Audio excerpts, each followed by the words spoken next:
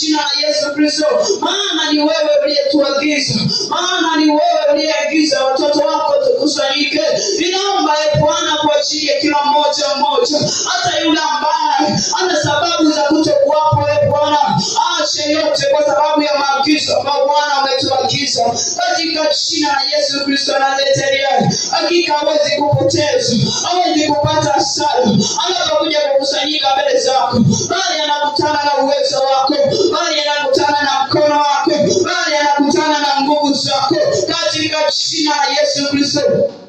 Asante Baba mwema, asante Baba yetu wa mbinguni, maana ni wewe unawajua watu wako, ni wewe Bwana unawajua watu wako, ni wewe Bwana unawajua watu